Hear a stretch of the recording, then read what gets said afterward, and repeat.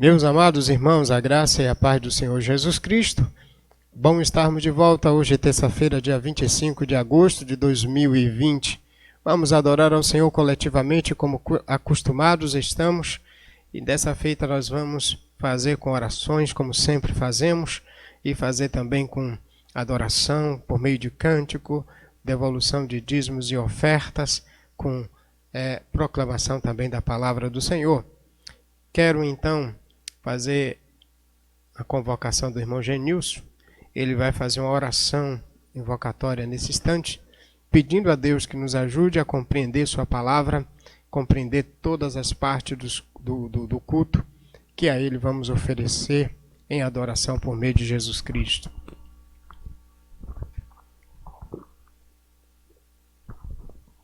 Graça e paz, meus irmãos, vamos orar.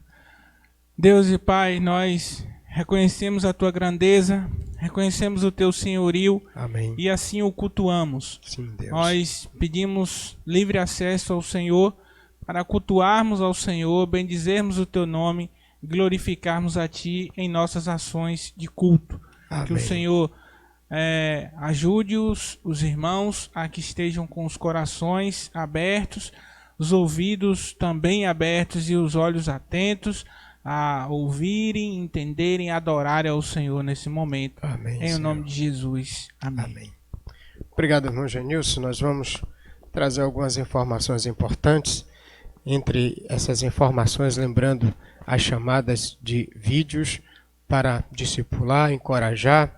Esses dias tenho tido sempre esse privilégio de estar conversando com irmãos, orando com eles e conduzindo-os ao encorajamento em Cristo. Então não deixa de fazer isso. Nós temos o nosso culto familiar, lembre-se do culto doméstico, encorajando aí uns aos outros a fazerem isso. A leitura da palavra, nós temos nosso guia no grupo de WhatsApp, os irmãos devem permanecer lendo as escrituras. O nosso relógio de oração também, com aquelas propostas de 6 até as 22 horas, e grupos de irmãos intercalando, fazendo um rodízio de oração simultaneamente aí para a glória do Pai. Quero continuar exortando os meus irmãos, isso até porque a gente precisa entender sempre a nossa liturgia, ela é online. Por enquanto está sendo a única forma de coletivamente a gente estar junto. Mas eu quero dizer para os meus amados irmãos, lembre-se sempre, durante os cultos, não é hora de você fazer café, tomar café, fazer uma coisa mista. Se você estivesse num culto presencialmente, você estaria reverentemente sentado, prestando atenção, abrindo o texto bíblico, fazendo as orações. Então, nesse instante, tome o cuidado para que você possa se centralizar na prestação de culto. Você não está assistindo uma minissérie de novelas ou de qualquer outra coisa. Você está prestando um culto a Deus através de Jesus Cristo. Nós não estamos juntos fisicamente, mas estamos juntos no corpo de Cristo. Espiritualmente nós estamos unidos no Senhor. Por isso é importante você estar vigiando o seu coração nesse inteirinho. Você, pai, líder, guie seus filhos, sua família, seu lar a viverem e a atuarem desta forma. Quero também agora saudar meus amados irmãos, encorajá-los na fé em Jesus. Nós temos aqui hoje João e Eliette aí na Vila Boa Esperança. Nós temos Maria de Camaçandi, a irmã Maria de Camaçandi, a nossa irmã que fica perto de Gonçalo. Elizabeth, Elinete, Helena aqui no Beco de Tote. A nossa irmã Elisângela, a nossa irmã Del aí em Camaçari. Pedro, Milka, João, Faustino, Irá, Rogério, Jeane, Cleonice, nosso irmão Cristóvão, Madalena, Bruno e Lismar, fica bem pertinho aqui na Juscelino Guimarães, a irmã Terezinha, a sua filha Silvia, seu genro, que agora também me falhou o nome dele, a memória não me faz lembrar, mas aí a irmã Terezinha, a filha Silvia, o genro, que também cultua sempre conosco, Miriam, Jéssica, Jennifer, Jefinho, Samuel, Mara, Sameli, Cassiane, nossa irmã Zuleide, Rajane e Emily, que estão aí juntas esses dias, Laudirene, a irmã Lau, Gidelvan, a irmã Damiana, Ronaldo, Daiane e Daniela. Deus continue fortalecendo vocês e dando a vocês esperança na glória vindoura de Jesus Cristo. Nosso irmão Carlos e Maria, do Caldo, que vem de Caldo de Canaí, bem pertinho do Cais. Nossa irmã Nilfa, nossos irmãos também Maria, David, Si e Fernando. Deus encoraja a todos vocês, fortalecendo a fé e a vida espiritual de todos vocês, meus irmãos. Nós vamos nesse instante fazer uma oração pelos enfermos e também pelos familiares de irmãos que tiveram seus entes queridos agora com dificuldades, ou até alguns que perderam seus entes queridos nesse momento da pandemia ou de outras situações. Vamos então orar, pedir a Deus que fortaleça esses irmãos. Marcelo vai orar pelos enfermos e eu quero pedir, não temos gratidão hoje, mas temos só os pedidos aqui. Nós vamos então ouvir Marcelo orando por esses pedidos de irmãos com enfermidades e outros que estão passando lutos nesses dias. Oremos. Maravilhoso Deus e Pai Santo, no nome de Jesus, Pai, que nós entregamos aqui as vidas destes teus servos e de seus familiares, Pai. Nós rogamos ao Senhor por misericórdia, Pai, e também que o Senhor possa restabelecer a saúde dos teus servos, Pai. Obrigado, Deus. No nome de Jesus, o Senhor possa assistir cada um deles dentro de suas necessidades. Amém. E somente o Senhor sabe o que é melhor para nós. Somente o Senhor sabe sondar os nossos corações e ver aquilo que nós estamos sentindo, aquilo que nós estamos passando, o íntimo do nosso ser. Amém, Deus. Só o Senhor pode curar o nosso corpo, a nossa alma, tudo em nossa vida, Pai. É por isso que nós entregamos ao Senhor aquilo que nós temos, porque o Senhor é o Rei dos Reis, Senhor dos Senhores, é o nosso Criador, aquele que sabe melhor do que nós o que nós precisamos. Obrigado, Pai, por cada resposta que o Senhor tem dado às nossas orações. Continua cuidando de cada um de nós. E assim nós oramos e pedimos no nome de Jesus. Amém. Amém. Obrigado, Marcelo. Nós vamos orar e vamos orar pelos aniversariantes da semana.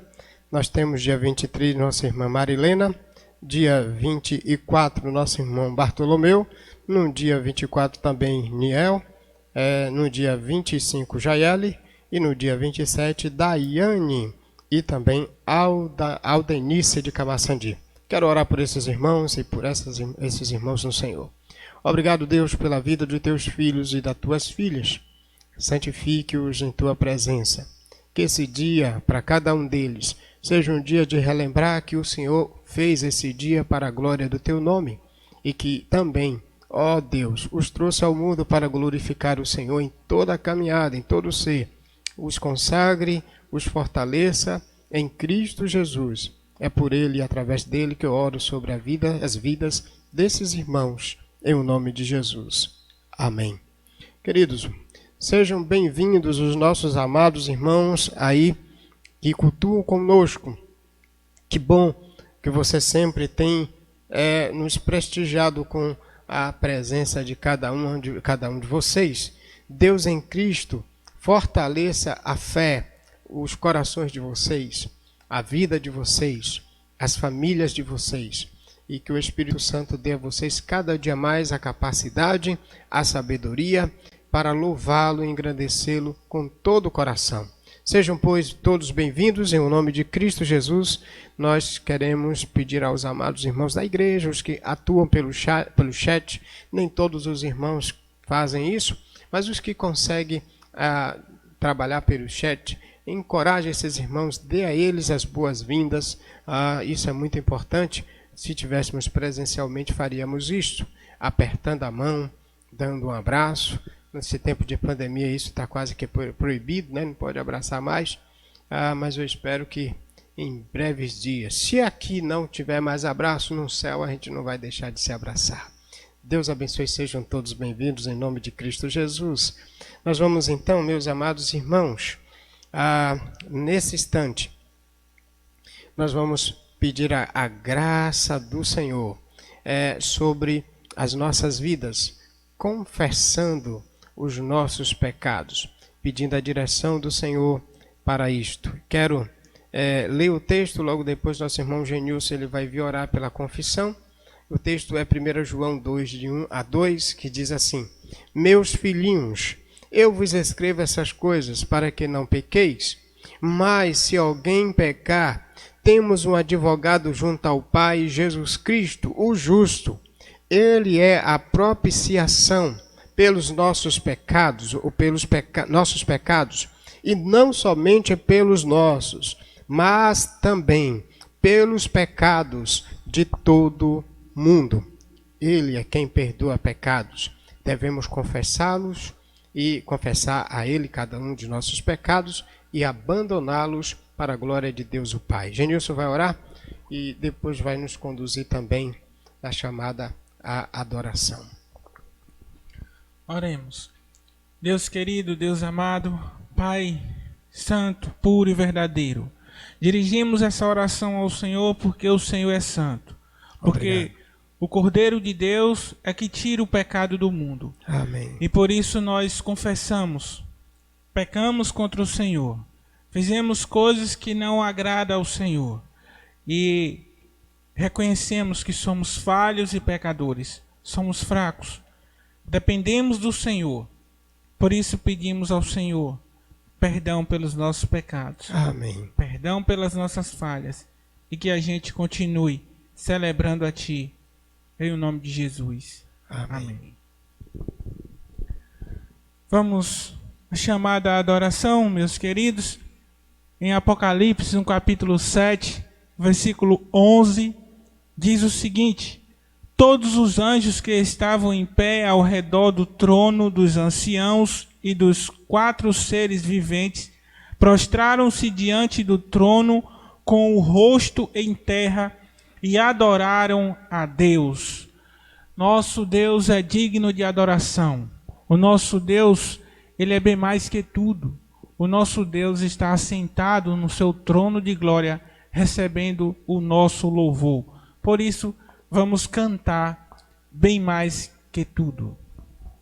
Louvemos ao Senhor com nossos dons e com nosso coração. Bem mais que tudo.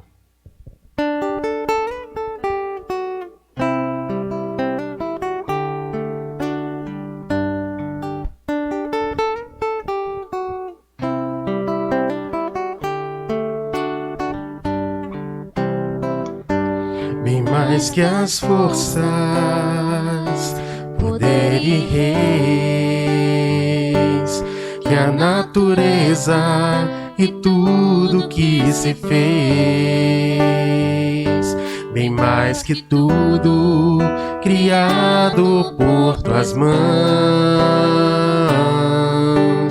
Deus, tu és início, meio e fim. Bem mais que os mares, bem mais que o sol, que as maravilhas que o mundo conheceu, e as riquezas, tesouros desta terra. Incomparável és pra mim.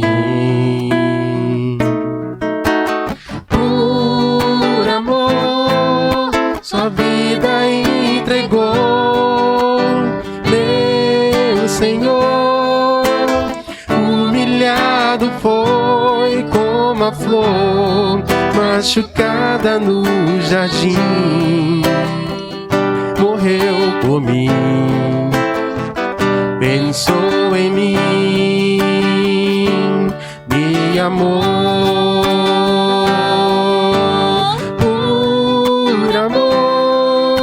Sua vida entregou, meu Senhor. Humilhado foi como a flor machucada no jardim. Morreu por mim, pensou em mim, me amou como a flor machucada no jardim. Morreu por mim, pensou em mim, me amou.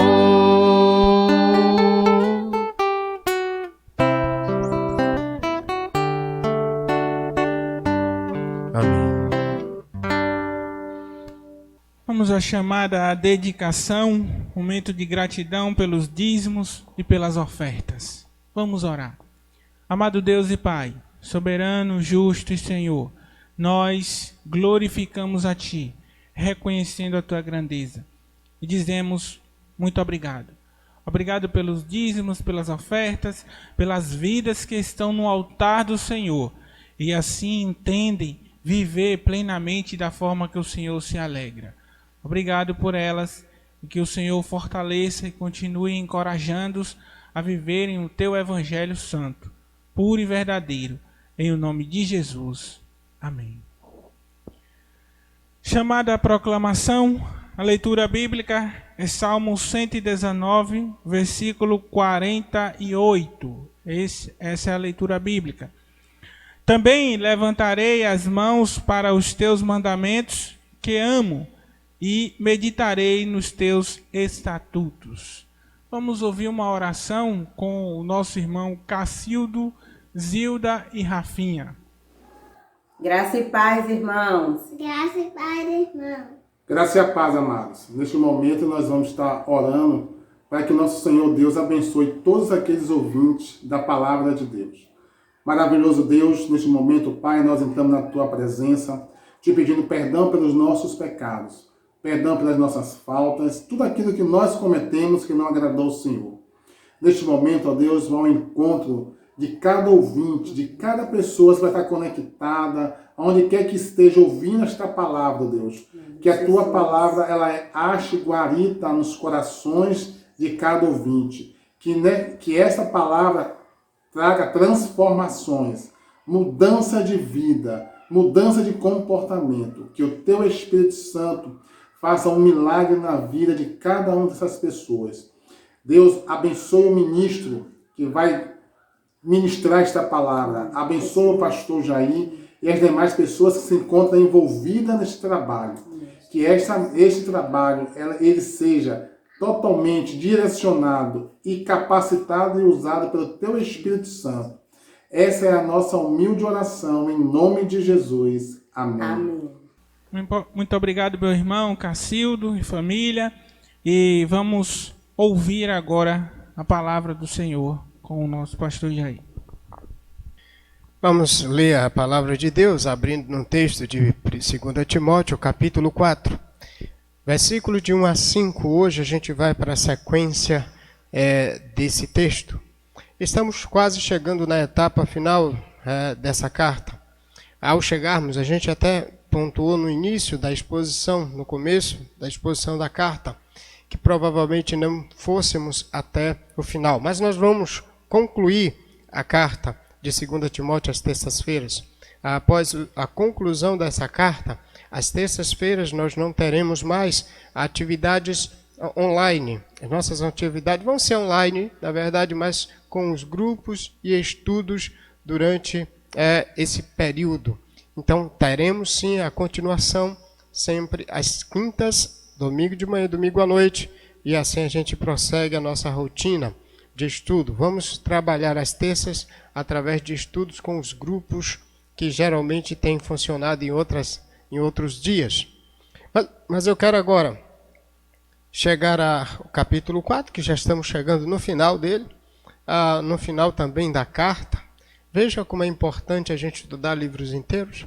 A gente estuda um após outro, nem parece, nem muita gente acha, pastor, alguns pastores nos encontros, pastor, a igreja não enjoa não de ficar ouvindo um texto após o outro. Diz, quando ela acostuma, você vai ter dificuldade de tirar essa sequência de um texto após o outro. Até porque, quando você lê uma carta, você não lê ela pela metade. Você, para compreender a carta, tem que ler a carta toda. Então, quando se trata de livro da Bíblia, é importante, para entender todo o propósito integral, é importante você expor o livro inteiro, não deixar pela metade e às vezes não pegar pedaço de texto fora de contexto. Por isso, nós vamos para o capítulo 4, versículo de 1 a 5, que diz assim: eu te exorto diante de Deus e de Cristo Jesus, que há de julgar os vivos e os mortos, pela sua vinda e pelo seu reino, prega a palavra, inste a tempo e fora de tempo, aconselha, repreende e exorta com toda a paciência e ensino, porque chegará o tempo em que não suportarão a sã doutrina, mas, desejando muito ouvir coisas agradáveis, ajuntarão para si mestres segundo os seus próprios desejos. E não só desviarão os ouvidos da verdade, mas se voltarão para as fábulas. Tu, porém, sê equilibrado. Em tudo, sofre as aflições, faz a obra de um evangelista e cumpre teu ministério. Obrigado, Deus, por tua palavra. Ajude-nos a entendê-la e a guardá-la em os nossos corações. Tem uma frase que sempre a gente, nas reuniões presenciais, eu ontem ouvi no chat, irmão Júlio, sempre quando a gente lê o texto, consciente de que a gente está diante de um texto sagrado, a gente tem uma frase que a gente diz: esta é a palavra de Deus. Podemos juntos continuar dizendo: esse texto que acabamos de ler, esta é a palavra de Deus. E por ela nós vamos ser guiados agora através da exposição desse texto. A carta de Timóteo, segunda carta. É Paulo o autor que escreve. Paulo, o autor do Novo Testamento, escreve dos 27, 14 textos, 14 cartas. E nesse cenário, Paulo está escrevendo suas últimas palavras. A segunda carta a Timóteo são as últimas palavras escritas do apóstolo Paulo antes do seu martírio. Paulo está escrevendo porque Timóteo, desencorajado na cidade de Éfeso, ele pede para que Timóteo venha às pressas até Roma, onde ele está preso. E a gente viu, Paulo está preso e nesse cenário, prestes a morrer, queria encorajar o seu filho na fé, chamado Timóteo, que era também pastor, consagrado ao ministério. E Paulo está pedindo a Timóteo para que não esmorecesse. Então a estrutura dessa carta, a primeira estrutura que vai do capítulo 1, versículo 1, até o capítulo 2, versículo 13, nós entendemos que Paulo está exortando, encorajando Timóteo a manter a fé sincera e a sã doutrina pura em Cristo, mesmo apesar dos sofrimentos, e a gente viu isso. Mas a segunda estrutura, que agora faz parte desse texto que vamos pregar, que vai do capítulo 2, do verso 14 até o 22, que é exatamente o final da carta, Paulo está encorajando Timóteo a manter a sã doutrina pura, e isto também a fé face a falsos mestres. Nós vimos que a partir do 2,14, a exortação é: Timóteo, cuidado com esses homens, se afasta deles, não se misture com eles. Olha, Timóteo, para você ser obreiro aprovado, você tem que ser diferente deles. Você tem que ser um obreiro que maneja bem a palavra da verdade. Mesmo apesar da oposição deles, dos sofrimentos que você vai viver por causa, Timóteo, da pressão que eles vão fazer. Os falsos mestres, eles gostam de pressionar. Eles gostam de chamar a atenção. Isso não é do passado, da época de Paulo com Timóteo, é sempre dos nossos dias também. E a gente consegue então ver que Paulo está dizendo: Timóteo, fica firme na doutrina, guarda essa doutrina. O texto que a gente viu dias passados, no contexto agora imediato, nós podemos perceber que no cenário do contexto, a gente viu que eram os últimos dias, o 3.1. Esses últimos dias, ainda no 3.1, seriam dias difíceis, dias complexos, dias difíceis aí. Os últimos dias compreendem entre a primeira vinda e a segunda vinda de Cristo. Então, desde aquele período do momento que essa carta foi escrita até a volta de Jesus, já compreende os últimos dias. Significa então dizer que eu e você, Igreja Batista Nova Aliança, irmãos de Camaçandi e todos os irmãos que cultuam conosco no canal, A igreja já está vivendo os últimos dias. Nós estamos nos últimos dias. Paulo, então, está dizendo para Timóteo que esses últimos dias seriam dias difíceis, dias de apostasia. Apostasia quer dizer dia de abandono da fé,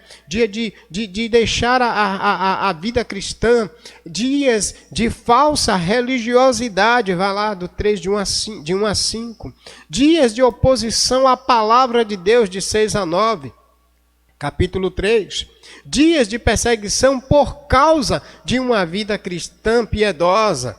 Então, Timóteo, em tempos difíceis, no contexto anterior, com falsos mestres, resistindo à verdade divina, porém, reprovados diante de Deus. Esses falsos mestres seriam reprovados diante de Deus para toda a boa obra. E vimos então Paulo exortar a Timóteo e dizer para ele: Timóteo, toda a escritura é genuinamente inspirada. Por ela você vai ser conduzido, por ela você vai conduzir o rebanho, por ela você vai encorajar a igreja a permanecer em Cristo até o momento da sua volta. Diante desse cenário de contexto, a gente vai então para a grande ideia do 4, 1 a 5, que diz: o servo de Deus diante de Cristo prega a palavra, faça o abandono nos últimos dias. Quero repetir para enfatizar a grande ideia, que é a frase que resume os versos 1 a 5. Então, diz o seguinte: o servo de Deus diante de Cristo prega a palavra, faça o abandono nos últimos dias. Esse é o momento de a gente anunciar a palavra, manter a fé genuinamente acesa. Portanto, vem uma exortação encorajadora. De 1 a 5, nós temos uma exortação encorajadosíssima. Essa exortação, ela leva Timóteo a entender que ele precisava manter-se firme na pregação da palavra.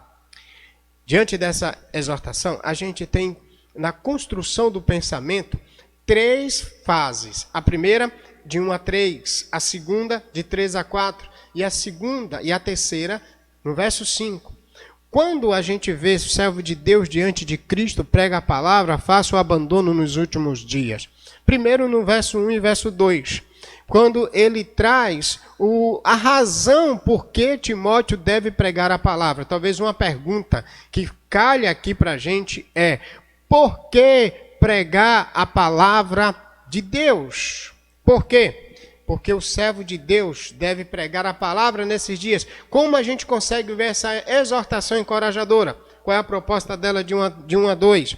O servo de Deus prega a palavra, visto o julgamento de Cristo e a autoridade de sua palavra. Anote aí. O servo de Deus, verso 1 e 2, prega a palavra, visto o julgamento de Cristo e a autoridade de sua palavra. Como a gente vai conseguir examinar isto? Primeiro, a exortação é clara. Veja que o versículo de número 1, eu te exorto diante de Deus e de Cristo. Paulo está fazendo, tem Bíblia que diz assim, eu te conjuro, ou conjuro-te diante de Deus e de Cristo. Olha agora a explicação que ele dá, que há de julgar vivos e mortos, e pela sua vinda e pelo seu reino.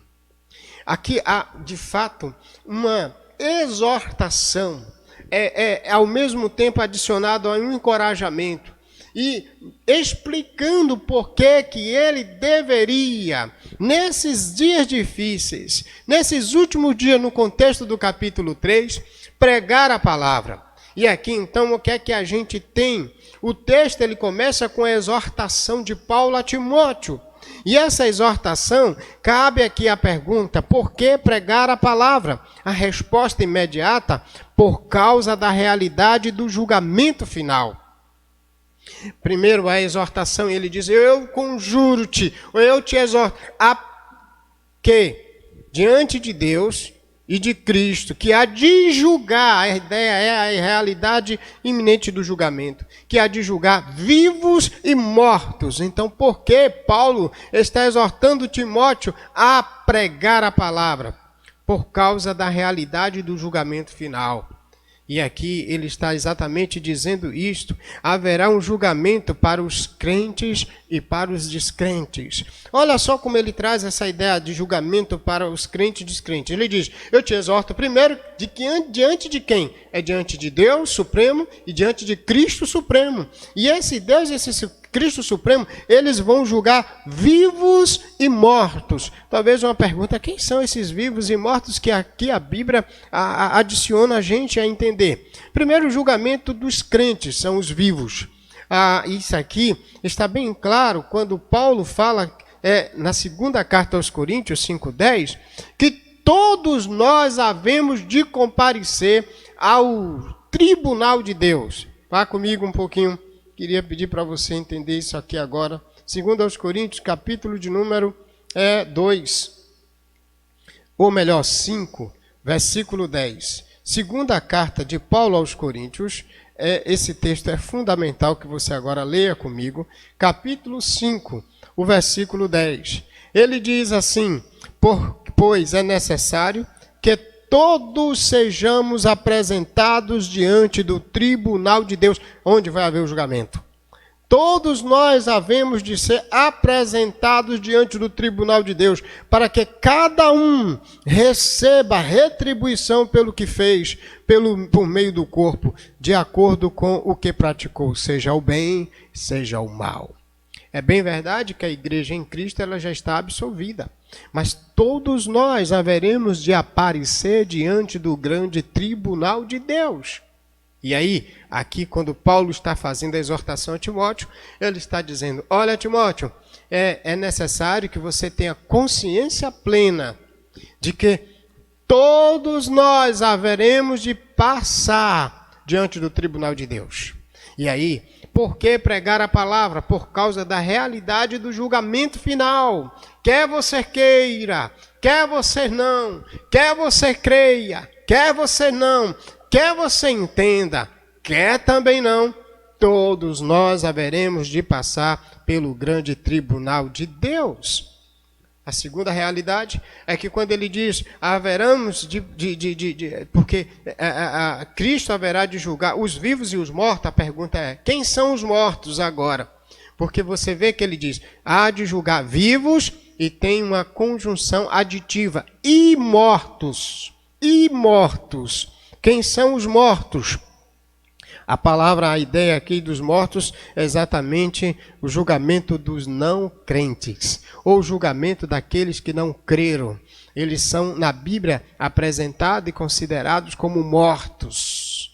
E eles vão também ser colocados, todos eles haverão de apresentar-se diante do tribunal de Deus, que há de julgar vivos, que há de julgar mortos. Quando é que eu explico isso com clareza? Num contexto maior das Escrituras. Quando você vai lá para Apocalipse capítulo 20. Vá comigo, mais uma vez. É importante para você entender quem são os mortos no cenário aqui do julgamento, no cenário diante do grande tribunal de Deus. Capítulo 20 de Apocalipse, versículo de número 13 até o versículo de número 15.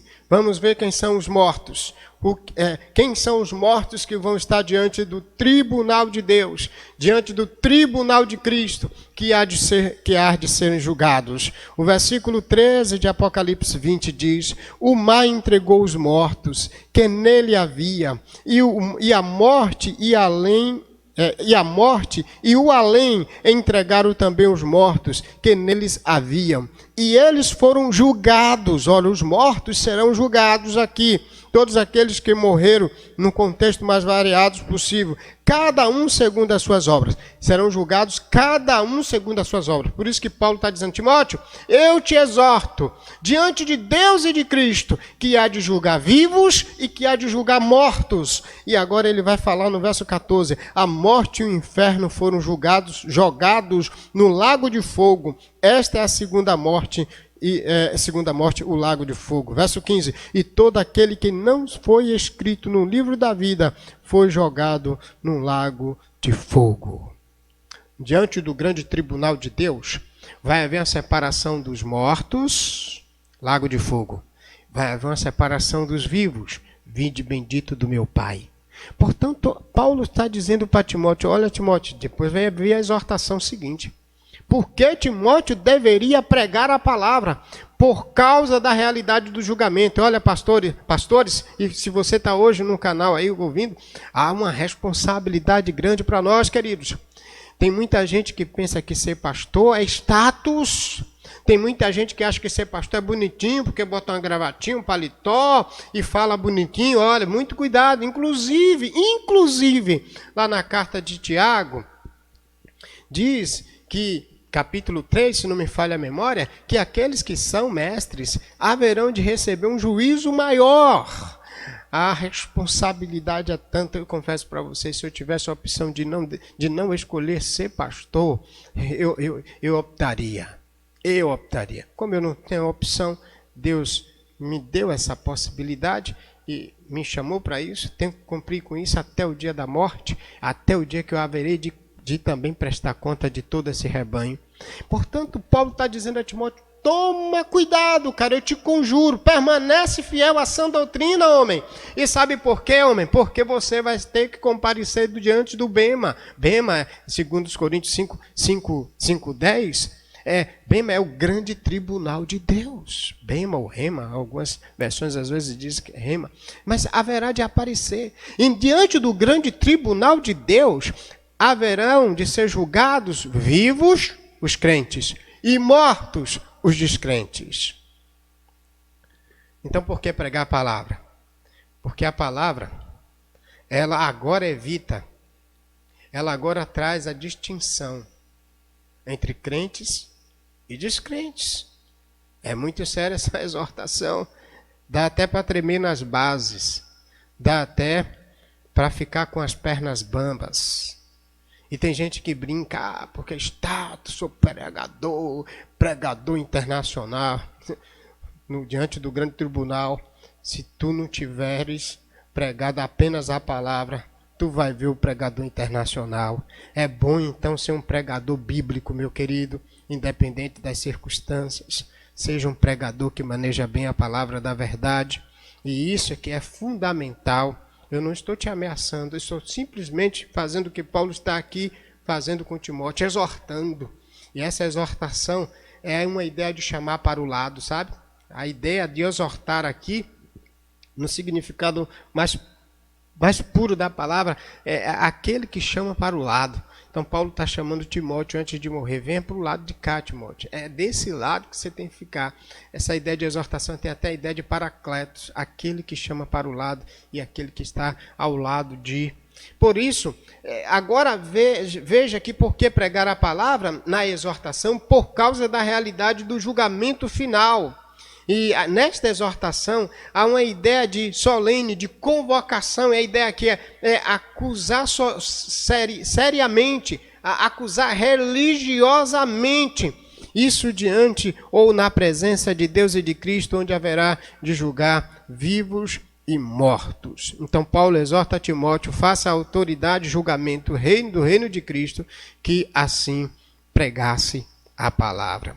Segunda questão que a gente tem agora no verso de número 2. Por que pregar a palavra? Primeiro, por causa da realidade do julgamento. Mas segundo, o verso 2, ele vai continuar com a exortação, e a exortação vem agora num tom de imperativo. Portanto, a palavra aqui é imperativa. Prega a palavra. E daqui vem até a ideia nossa do prega a palavra, que muita gente até critica a nossa caminhada aí. Mas é de onde vem o texto da proposta do Prega a Palavra Brasil aqui nosso e na caminhada que a gente tem aí com a Piba de Atibaia e outros irmãos. Prega a palavra. E pregar a palavra, por que pregar a palavra? Pregar a palavra exatamente aqui por causa da sua autoridade. Ou por que pregar a palavra? Por causa da autoridade da palavra. É um imperativo aqui que vem agora, do verso 2. E ele diz, prega a palavra. E aqui a pergunta, por que pregar a palavra? Por causa da autoridade da palavra. A palavra tem autoridade, ele já vem dizendo isso desde o capítulo 3.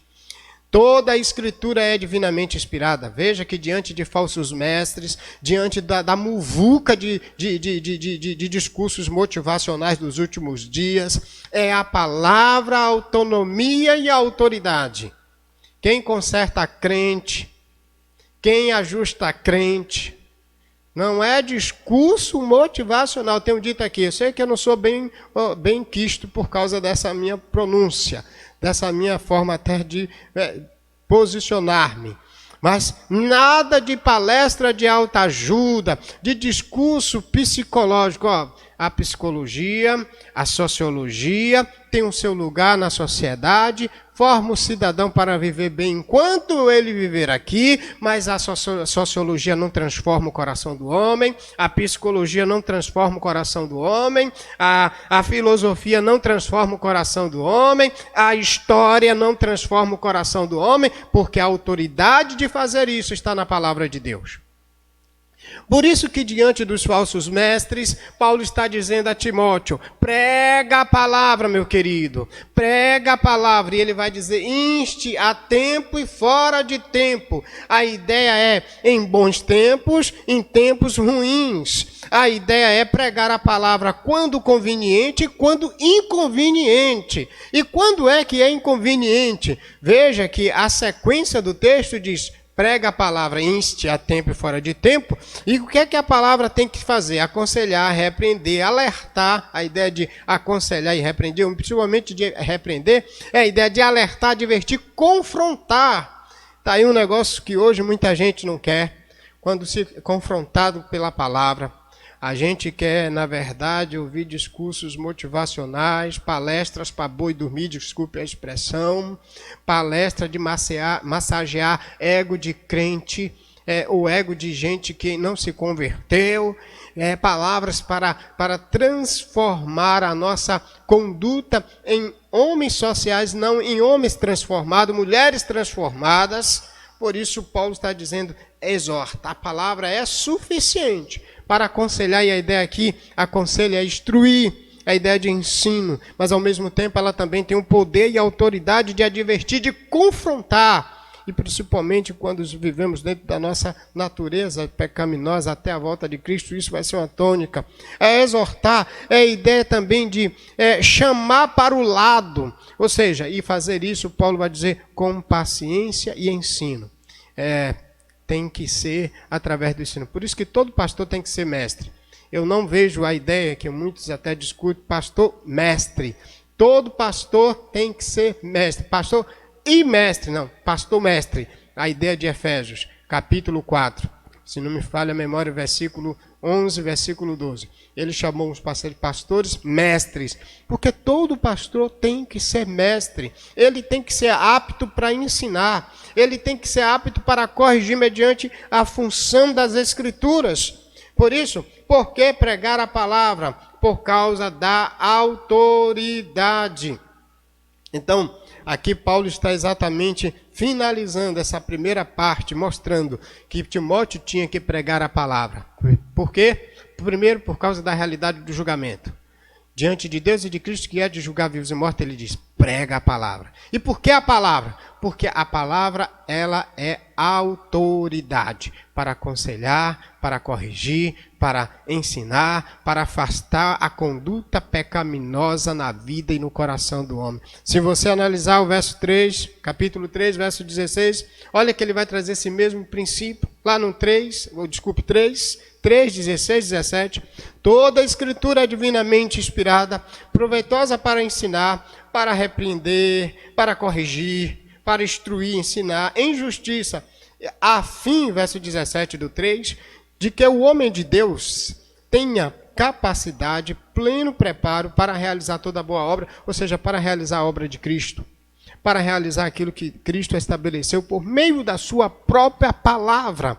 Portanto, aqui, o começo do texto, ele começa com a exortação diante de Deus e de Cristo, que vai julgar vivos e mortos. Prega a palavra. Esse é o convite para nós também hoje. Não muda não, hein, queridos? Diante de dias difíceis, diante de situações complexas, falsos mestres, discursos motivacionais, mestres Falsos mestres midiáticos que querem fama, sucesso, poder.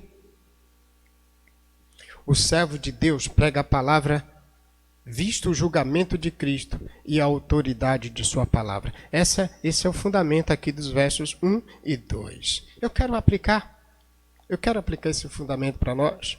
Por que então pregar a palavra? Por causa do juízo, querido.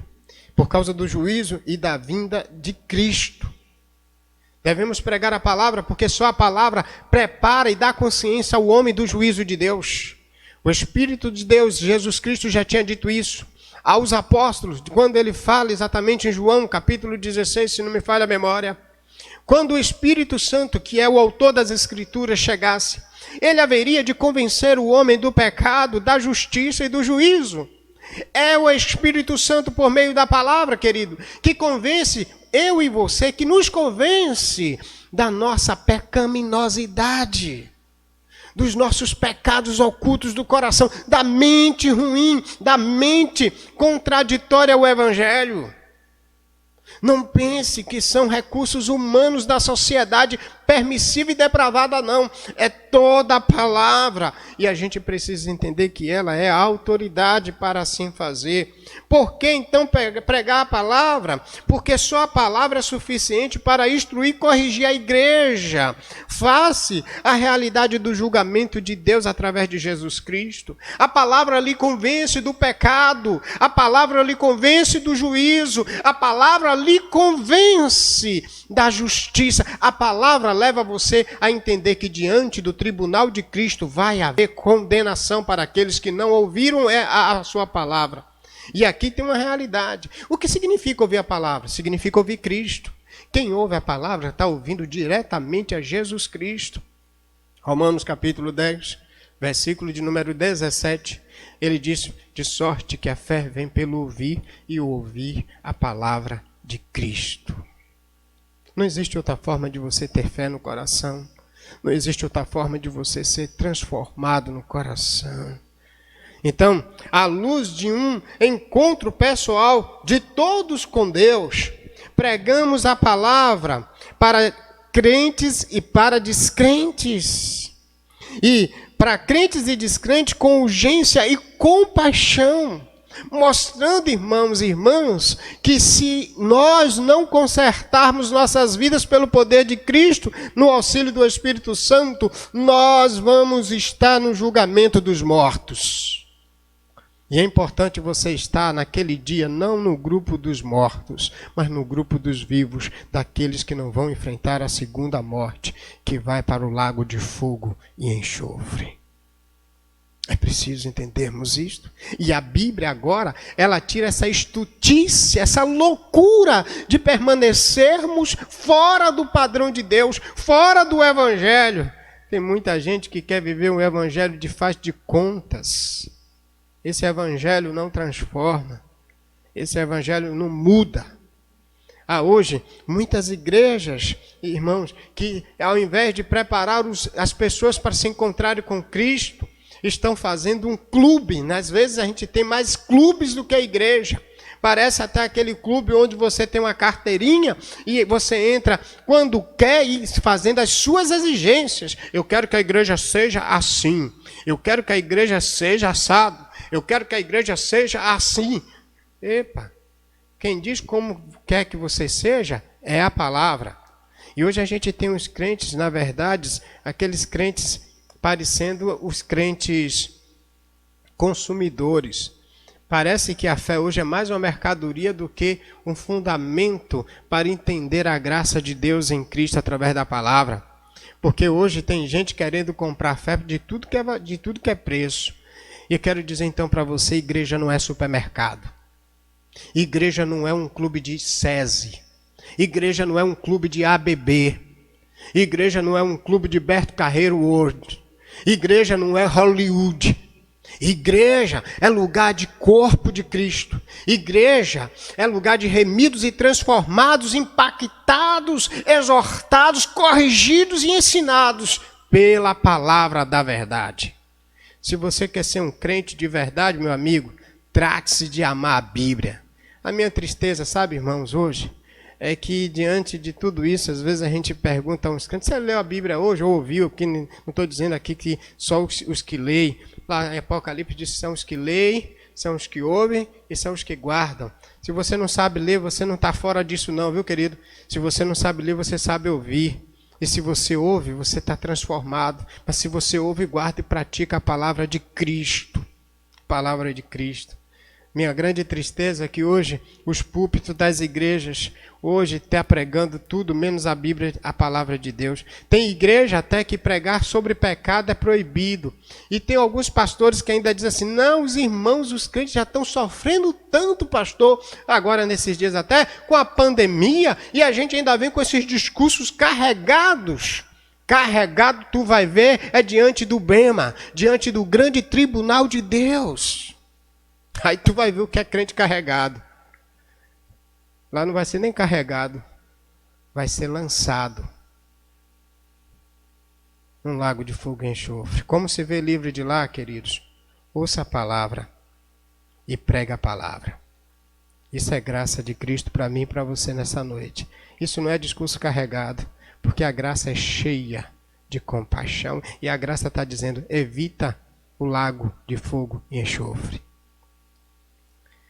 Então, estamos preparando homens e mulheres para o encontro com Deus naquele dia do julgamento? Será que estamos, irmãos? Será que estamos? Segunda verdade, na construção do pensamento agora.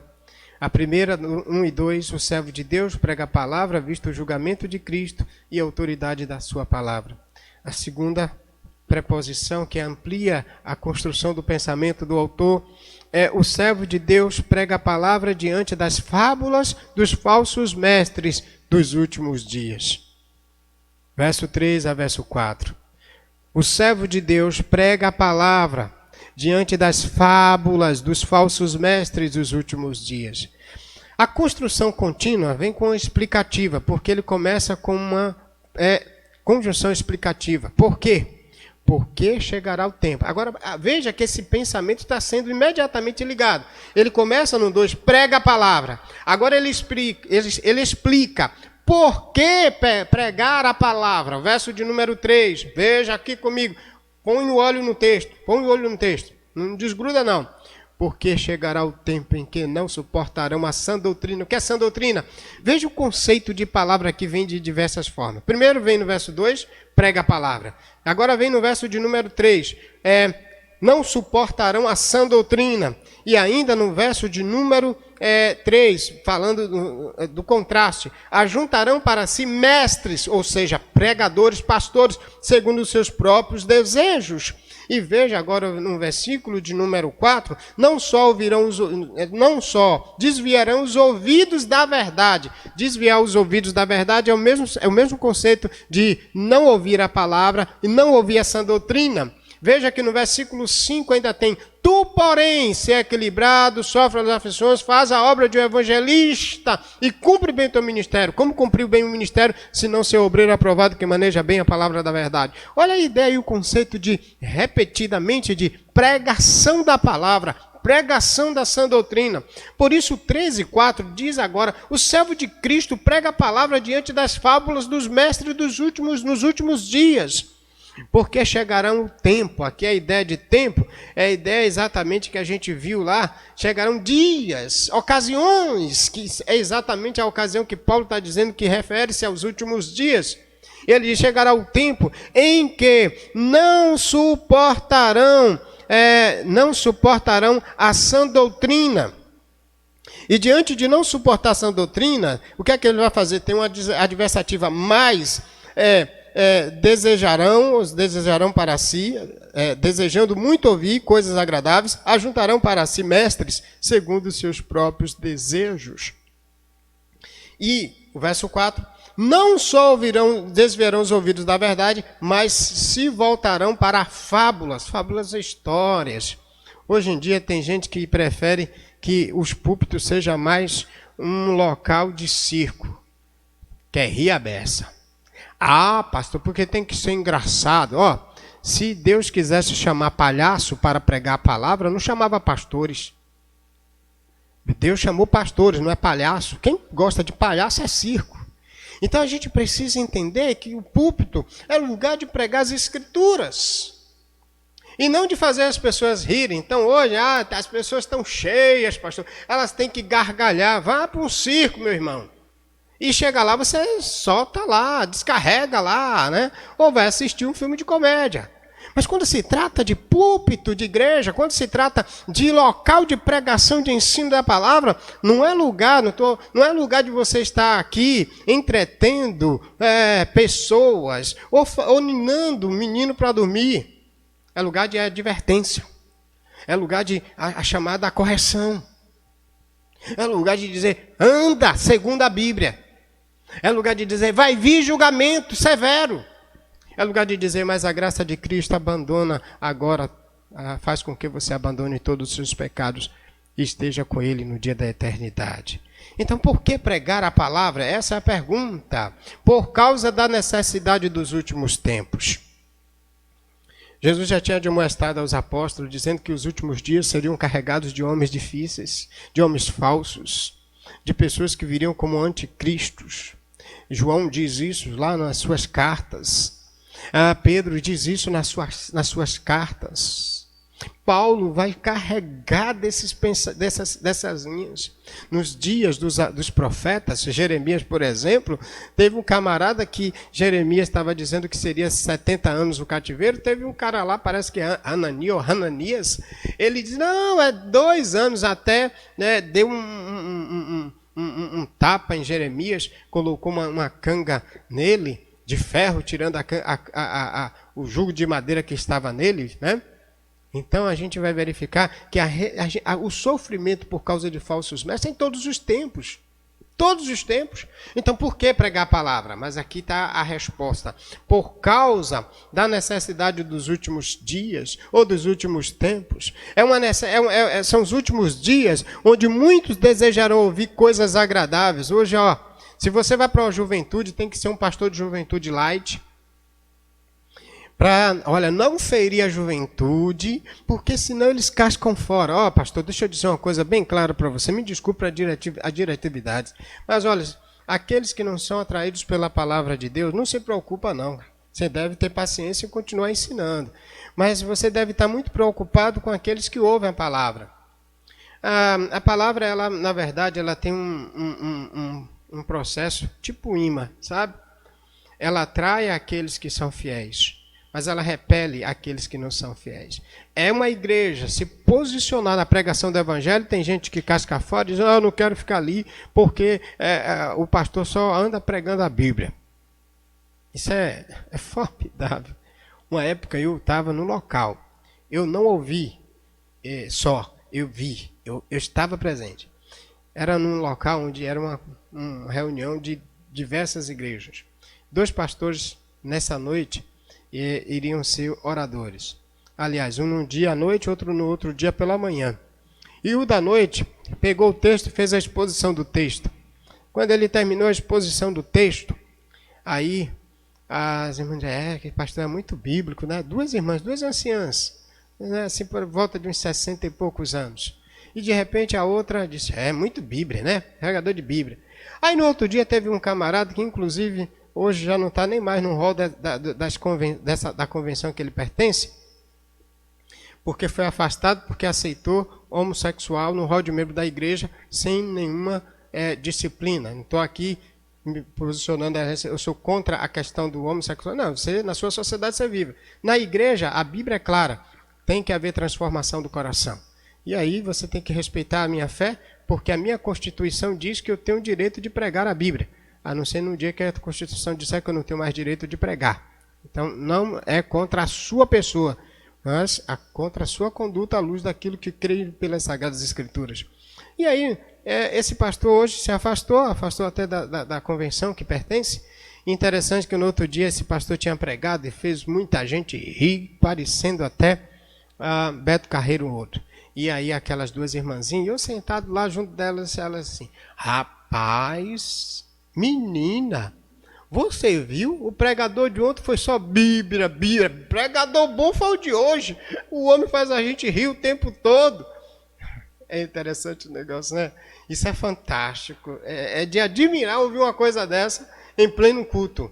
E eu fiquei ali pensando, disse, Deus, me ajude e me dê graça no coração. Naquele momento que eu ouvi aquilo diante daquelas duas irmãs sentadas no banco, vibrando com as palhaçadas do pastor, ou aparentemente pastor, e com aquele que pregou a Bíblia é só Bíblia, Bíblia, Bíblia. Nesses últimos dias serão dias difíceis, porque muitos desejarão ouvir coisas agradáveis. E aqui para a nossa igreja, nós não acolhemos a juventude como metodologia. Os jovens que são jovens nessa igreja aqui são jovens por causa da Bíblia. Eu não faço programa para a juventude porque é jovem. Porque jovem que compreende Bíblia e vive segundo a Bíblia está garantido no Senhor. Mas jovens que querem viver de acordo com seus próprios desejos agradáveis vão ter problema sério diante de Deus. Uma época até teve um pastor que disse, menino, tu tem quantos membros lá, jovens lá na igreja? Na época a gente tinha uns 20 e poucos jovens. Eu disse, rapaz, lá na minha igreja eu tenho uns 300. Eu disse, eu não troco um jovem meu por 300 do teu. Parece até engraçado, mas isso é verdade. Os jovens que eu tenho aqui, eles não são 300. Mas uma coisa eu tenho certeza. Eles não são aqueles jovens que vivem dentro da igreja fornicando como se fosse aquelas pessoas comuns. Vão para o culto, fornicam, no outro dia está lá na sociedade fornicando e no outro dia está no culto lá de jovem. Fazendo igual aquele culto de tira o pé do chão, sabe? Não, aqui a gente tudo culto, é todo mundo com o pé no chão, sabe? Aqui a gente não faz parte da Igreja Batista de Ivete Sangalo, não. Aqui é a Igreja Batista de Jesus Cristo. Aqui é a igreja bíblica, que ama a palavra e ensina a palavra. Se quiser tirar o pé do chão, você tem que procurar uma outra igreja. Eu até aconselho, se você é desse grupo aí, pode procurar outra igreja, porque aqui a gente está com os pés no chão, mas também com a cabeça no céu. E aqui nas Escrituras. É, portanto, importante entendermos esse fundamento. Desejam muito ouvir coisas agradáveis, voltarão os ouvidos para as fábulas, e, olha, ajuntarão mestres segundo os seus próprios interesses. E os falsos mestres são bajuladores. Ele não gosta de desagradar.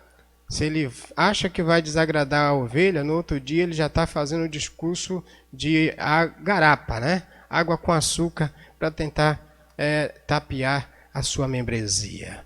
Portanto, eu quero aplicar esse princípio de 3 a 4. O servo de Deus prega a palavra diante das fábulas, histórias dos falsos mestres nos últimos dias.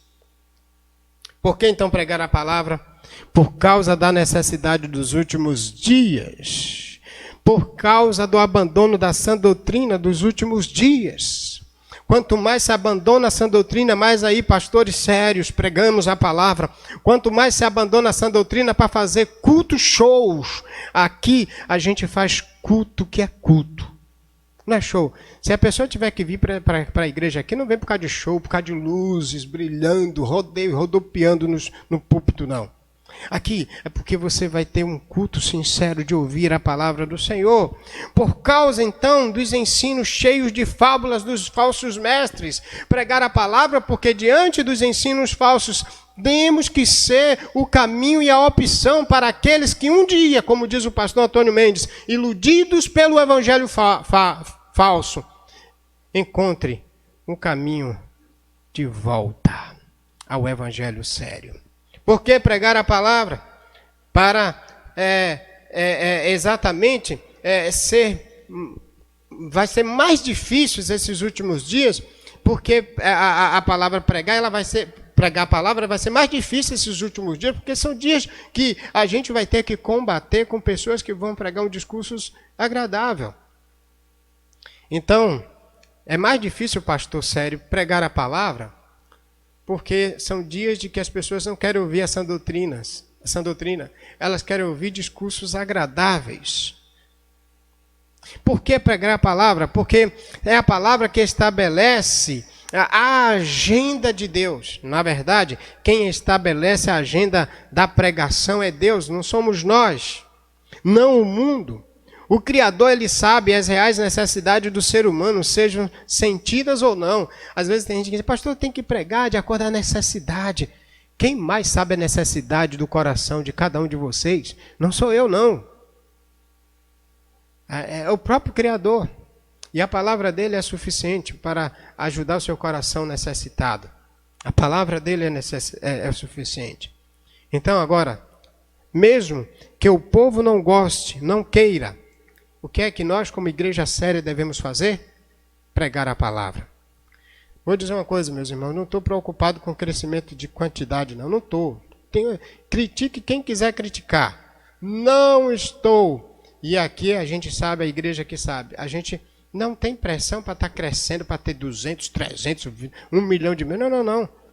Quem acrescenta cada dia o que haverá de ser salvo é o Senhor, não sou eu. Eu não sou responsável em convencer o homem do pecado, da justiça e do juízo. Eu sou responsável em pregar a palavra com fidelidade. Essa responsabilidade é minha. Portanto, às vezes tem até algumas igrejas que exigem do pastor. O pastor tem 3 anos que uma alma não se converte. É o pastor que convence o homem do pecado, da justiça e do juízo? É?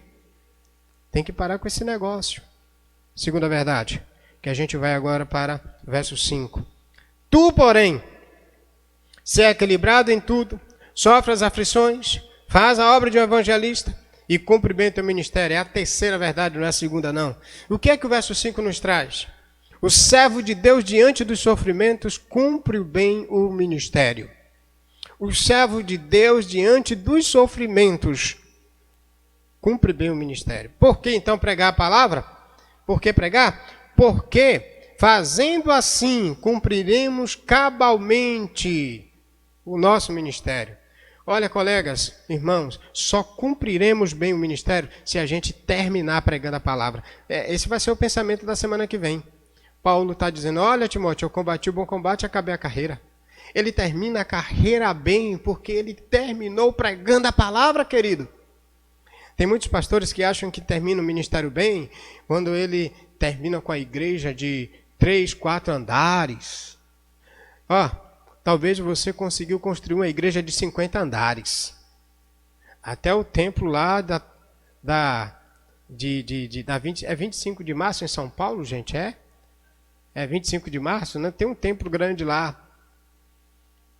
Não é pelo tamanho de templo, não é pela quantidade de igreja. Inclusive, tem um pensamento contrário. Quantos membros tem a sua igreja? Eu não digo quantos membros tem a igreja. Porque parece que eu só sou pastor importante se minha igreja tiver 200, 300, 600, 1.000, 2.000 membros. E uma igreja que tenha uma mídia extra. Não. Minha igreja aqui, minha não, que é de Cristo, eu não morri por igreja nenhuma. Igreja importante é aquela que vive na palavra, independente do seu tamanho, da estrutura do seu prédio. Se ela está no centro da cidade ou se ela está no bairro. E tem alguns pastores, eu queria até inclusive agora alcançar seu coração também, viu, colega? Às vezes você está lá frustrado porque o tempo todo pastoreou uma igreja de bairro e não foi para uma igreja ou não assumiu determinado cargo em sua instituição. Não. Nós não somos importantes porque assumimos ou deixamos de assumir cargos. Pastor não é importante porque construiu um prédio de 2.000 andares, sei lá quantos andares ele quiser construir. Diante de Deus, ele só é aprovado se ele manejar bem a palavra da verdade diante de falsos mestres contadores de fábulas. Se você tenha 3 membros, 4 membros, 5 membros, 5 congregados, 10 congregados, 20 congregados, não importa a quantidade que você tenha.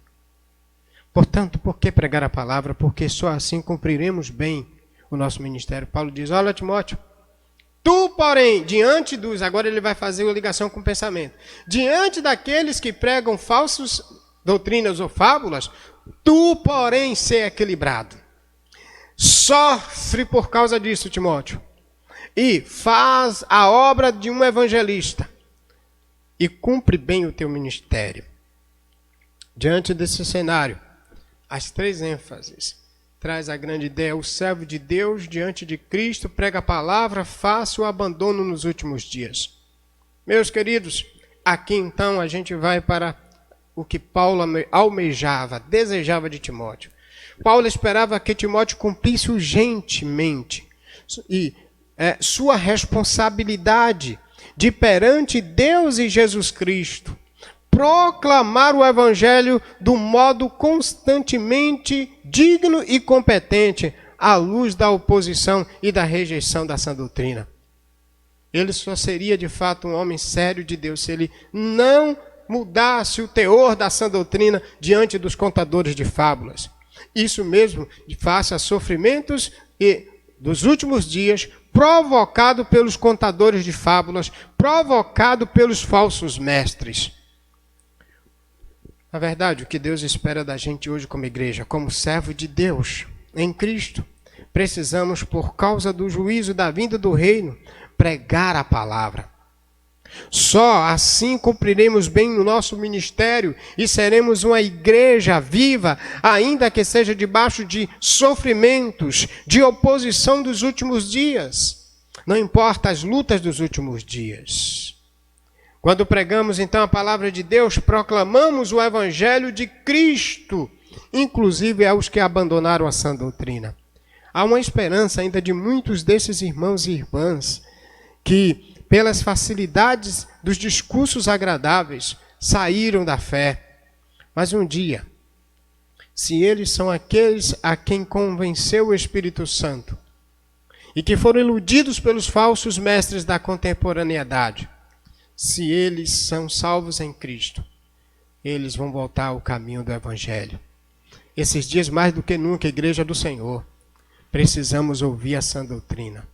Só a sã doutrina corrige nossos corações teimosos, nos levam para Jesus Cristo, o sumo e supremo pastor do seu rebanho, aquele que cuida dignamente da vida do rebanho por meio da palavra dele, que é ele mesmo, encarnado. É ele anunciando a sua glória, seu poder, sua graça, sua divina misericórdia. Marcelo vai continuar nos conduzindo a uma consagração de vida por meio da palavra de Cristo, cantando uma canção de Vencedores por Cristo, chamada Consagração. O servo de Deus aplica a palavra do Senhor em sua própria vida, consagrando-se a Ele. Ele louva e adora o Senhor, assim como faremos agora. Consagração.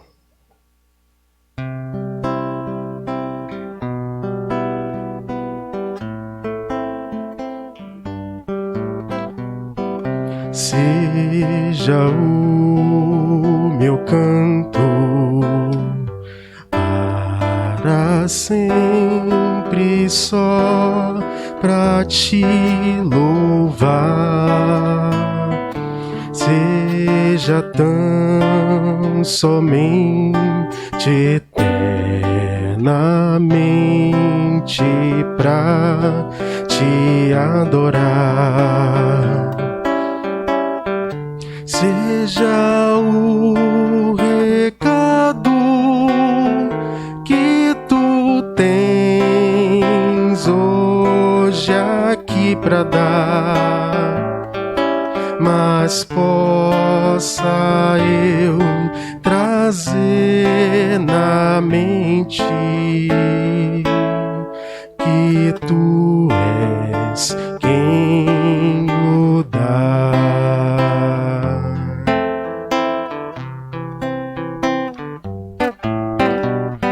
Seja minha vida o padrão naquilo que eu falar, no procedimento, o exemplo aos fiéis levar. Na pureza grande e também na fé e no amor, mas possa eu lembrar-me sempre que dependo de Senhor.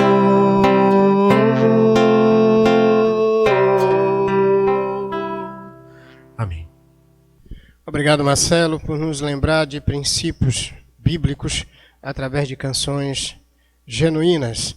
Vamos, então, queridos, terminar a palavra de hoje e lembrando a você que o servo de Deus diante de Cristo prega a palavra e faça o abandono nos últimos dias. Você vai ouvir muitas coisas, inclusive nesses dias aí de muitas lives. Você precisa ouvir a palavra de Cristo. Discursos que agradam o seu coração devem ser muito cuidadoso.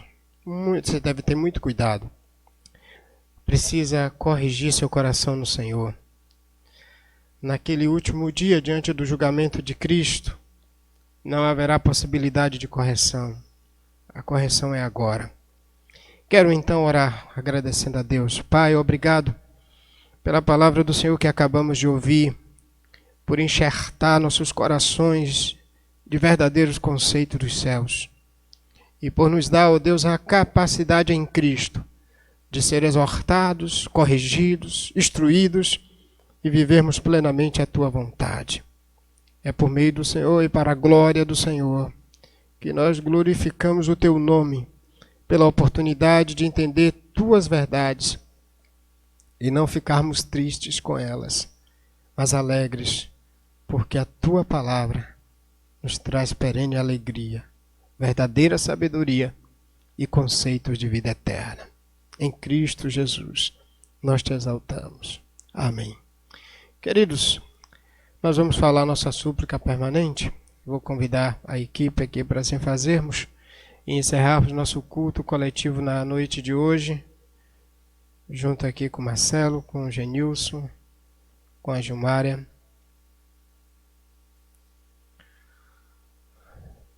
Queremos louvar a Deus muito pela sua vida. Súplica permanente, a gente sempre usa o Salmo 90, verso 17.